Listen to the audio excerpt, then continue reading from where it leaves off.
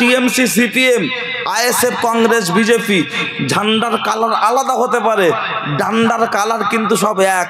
ভালো করে দেখ, কি লাঠির কালার সব এক না? এখন ব্যাংকের ঠিকানা দিলাম, কিন্তু ব্যাংকের বইটার নাম কি? ও ব্যাংকের বই সবার কাছে আছে, কেউ কেউ বলতে পারবে না ও বড় আব্বা এই স্টেট ব্যাংকের বই পাঞ্জাব ব্যাংকে হয় না।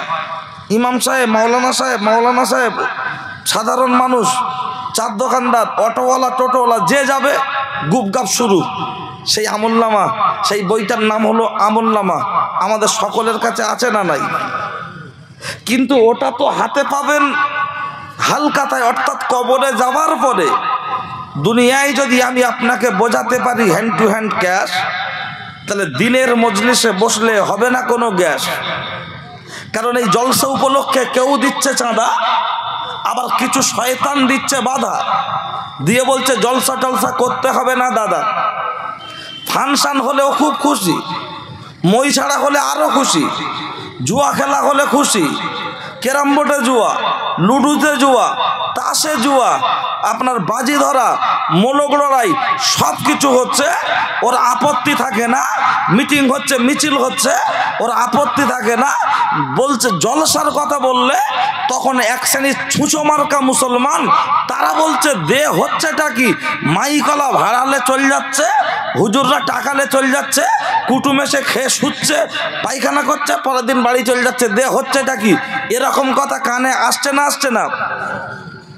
আর আমি সাদ্দাম হোসেন আজকে সূচনা লগ্নে আমি একদম বাস্তব চিত্রকে তুলে একটি কোরআনের ছোট্ট আয়াত, একটি হাদিসের উপরে বাস্তবটাকে একটু বেরেনে দেওয়ার চেষ্টা করছি, যে 2025 সালে দাঁড়িয়ে এখনো দিনের মজলিসের প্রয়োজন আছে কি না, এটা বোঝানোর জন্য নিশ্চিতভাবে একটু খেয়াল করুন।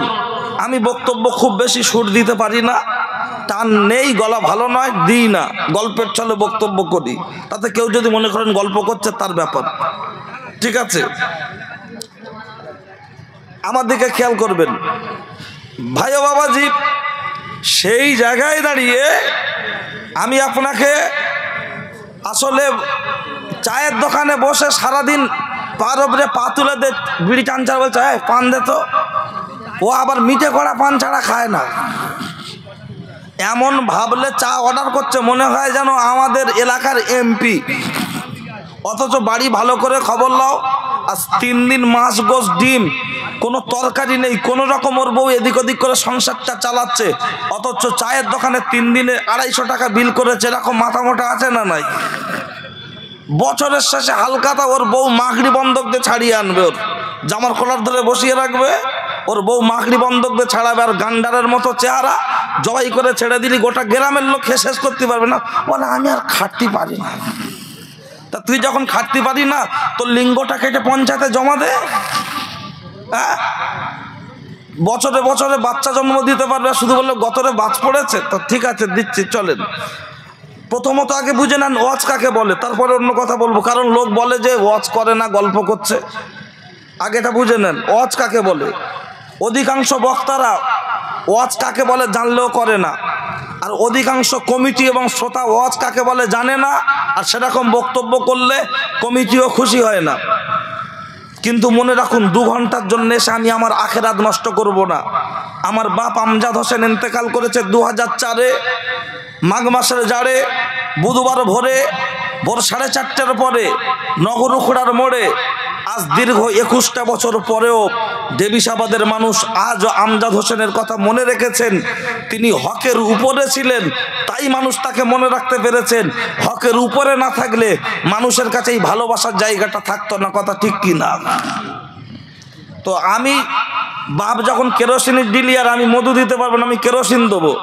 ইচ্ছা করলে লম্প ধরাও, ইচ্ছা করলে চুলো ধরাও, আর ইচ্ছা করলে কারোর ঘর ধরাও, সেটা তোমার ব্যাপার। চলুন খেয়াল করুন ওয়াজ কাকে বলে।